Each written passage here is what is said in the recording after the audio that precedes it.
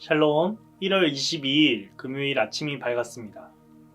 오늘 주님께서 주시는 하나님의 말씀은 누가복음 8장 9절과 10절 말씀입니다.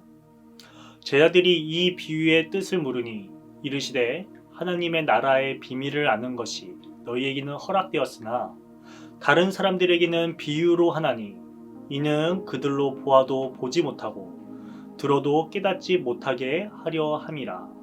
오늘 주님께서 주시는 하나님의 말씀입니다. 그리스 신화를 보면 오이디푸스 이야기가 나옵니다. 고대 그리스의 테베에 높은 바위산이 있었는데 그 자리에는 머리는 여자의 머리요 몸은 사자이며 꼬리는 뱀이고 새의 날개를 가진 스핑크스라고 하는 괴물이 있었습니다.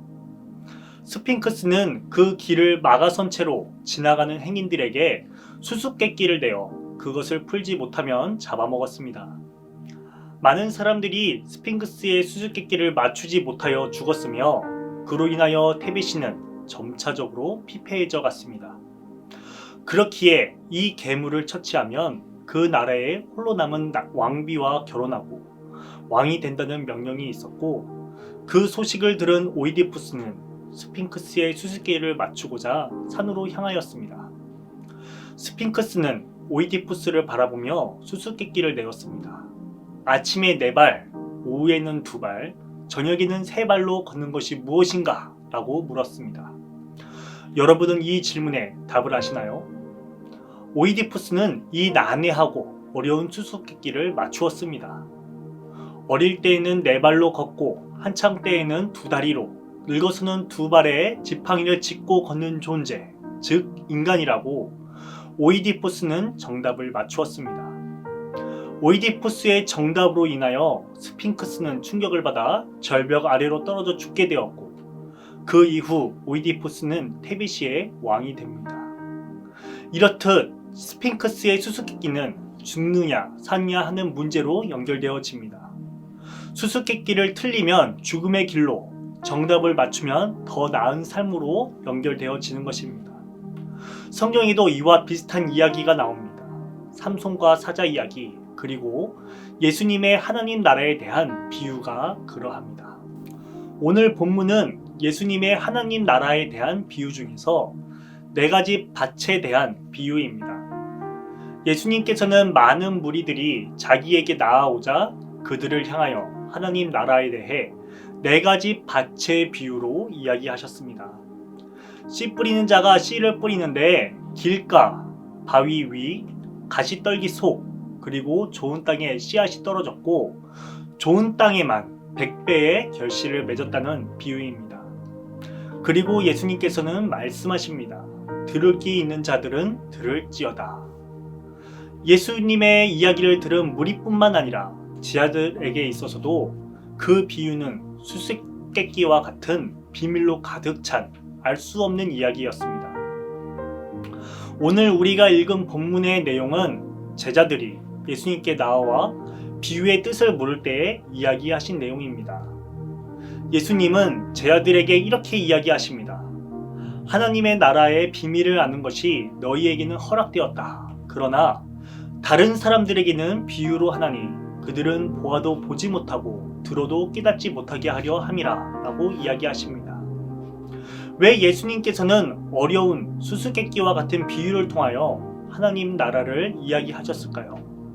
차라리 쉽게 누구나 다 알 수 있게 표현하셨더라면 많은 이들이 따르지 않았을까요?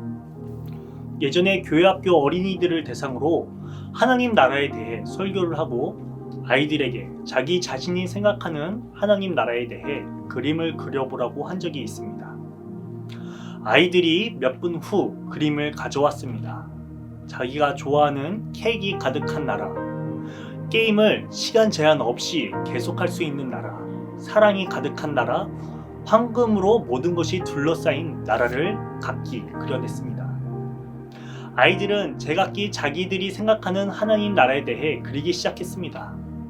그 중에서 한 아이의 그림이 기억에 남습니다. 그것은 술이 없는 나라라는 것입니다. 왜 이러한 그림을 그렸을까? 나중에 담임 선생님을 통해 들어보니 그 아이는 알코올 중독에 걸리신 아버지 밑에서 가정폭력을 경험하였다고 합니다. 그 아이가 생각하는 나라는 게임을 마음껏 할 수 있는, 먹을 것을 마음껏 먹는 그러한 나라는 행복한 세상이 아니었습니다. 그저 술이 없어져서 가정폭력이 사라지는 그것 하나로 족하였다는 것입니다.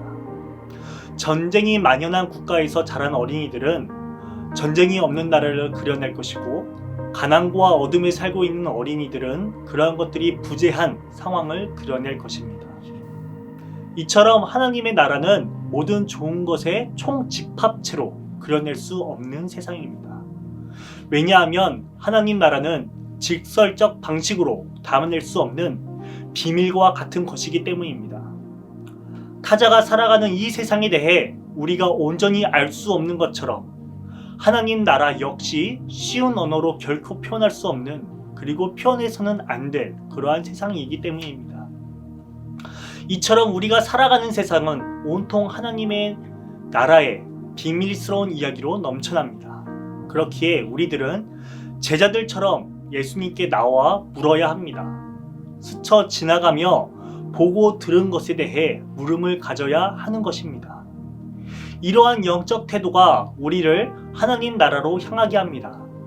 성경은 비밀로 가득한 하나님 나라에 대한 해설서와 같습니다. 단순히 성경을 지니고 있다고 해서 하나님 나라를 알 수 있는 것이 아닙니다. 거기에 참여할 수 있는 것이 아닙니다. 예수님께 나와 질문을 하였던 제자들처럼 우리 역시 말씀 앞에, 예수님 앞에, 성령님 앞에 나와 물어야 합니다. 우리가 왜 아침 묵상과 큐티를 합니까? 이는 성경을 통해서 하나님 나라의 비밀을 깨달아 그 사역에 참여하고자 함입니다. 이러한 과정 없이 단순히 지식으로, 지혜로 정답을 아는 것은 무의미합니다. 내가 묻고 깨닫고 경험하고 결단해야 하는 것입니다. 길가, 바위 위, 가시떨기 속이 나쁜 땅이고 좋은 열매를 맺을 수 없다는 것은 어느 누구도 모르지 않습니다. 그러나 지금 나의 영적 밭의 상태, 우리가 함께 살아가는 공동체의 밭 상태가 어떠한지 바라보는 눈, 들을 수 있는 귀, 비밀을 알려고 헤아리는 열심이 없으면 아무 소용이 없습니다. 우리의 영적 밭 상태를 좋은 땅으로 갈아내야 합니다. 이웃과 함께 살아가는 이 터전을 헤아려 보아야 합니다. 착하고 좋은 마음으로 말씀을 듣고 지키어 인내로 결실을 해야 합니다. 이것이 예수님께서 제자들, 무리들, 그리고 바리새인들을 비롯한 다양한 밭을 지닌 모든 존재를 향한 하나님 나라의 비밀스러운 비유이자 수수께끼입니다. 오늘 하루 하나님 나라의 비밀을 알아가는 귀한 시간이 되시길 바랍니다.